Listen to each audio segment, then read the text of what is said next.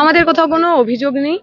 সাধারণ মানুষ লাইন দাঁড়িয়ে ভোট দিয়েছেন। যারা আমাদের ভোট দিয়েছেন প্রত্যেককে অনেক অনেক ভালোবাসা, অনেক অনেক শুভেচ্ছা। যারা আমাদের ভোট দিলেন না, আমরা আগামী দিনে চেষ্টা করবো তাদের বিশ্বাস জিতে নেওয়ার। এই তো। ছিল না, একেবারেই প্রত্যাশিত ছিল না। আমরা যা রেসপন্স লোকের কাছ থেকে পেয়েছি, সাধারণ মানুষের যে আবেগ ছিল, তাতে মনে হয়নি এই ফলটা হতে পারে। কিন্তু এ তো এরকম না কোথাও ভোট ম্যানিপুলেটেড হয়েছে। আমরা সবাই দেখেছি মানুষ লাইনে দাঁড়িয়ে ভোট দিয়েছেন।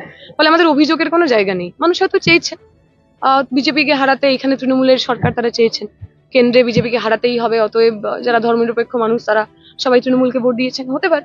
আবার যে মানুষ তৃণমূলের চুরি চুরি থেকে একদম বীতশ্রদ্ধ, তারা বিজেপির মানে অ্যান্টি তৃণমূল ভোটটা ভাগ হবে না, এই কারণে বিজেপিকে ভোট দিয়েছেন। এরকম কনসলিডেশন হয়েছে, সেটা আমরা খুব পরিষ্কার।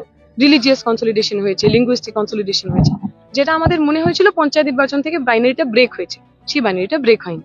আমাদের ইন্ট্রোস্পেক্ট করতে হবে, যে কাজগুলো আমরা করতে পারিনি সেই কাজগুলো করতে হবে, মানুষের কাছে ফিরে যাওয়া। আমরা তো নির্বাচনে লড়ছি এমএলএ এমপি হয়ে টাকা কামানোর জন্য নয়। আমার ফ্ল্যাট বাড়িও লাগবে না, আমার কাটমানিও লাগবে না, আমার গুন্ডা পুষতেও লাগবে না।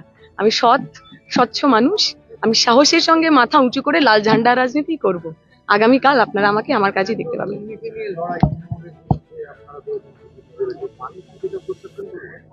আমি সেটা হয়তো খুব ব্ল্যাঙ্কেট স্টেটমেন্ট হয়ে যাবে। আমরা একটু সব জায়গায় রেজাল্টটা যদি পাই তবে বোঝা যাবে। তবে এটা ঠিক, এইবারের নির্বাচনে দুর্নীতিটা ইস্যু হয়নি। দুর্নীতি ইস্যু হলে এই রেজাল্ট হতো না।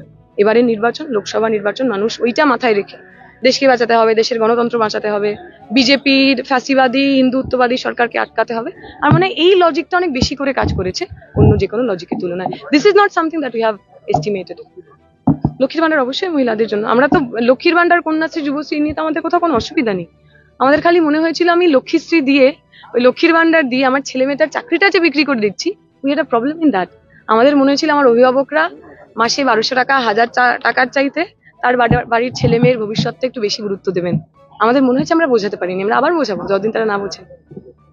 আগামী দিনে আমরা লড়াই আন্দোলনে থাকবো, আমাদের যা কর্মসূচি সেই কর্মসূচির মধ্যে থাকবো। আমি তো বলেছি তৃণমূলের পরিবারের ছেলেমেয়েরাও যাতে ঘুষ না দিয়ে চাকরি পেতে পারে, তার জন্য আমাদের লড়াই।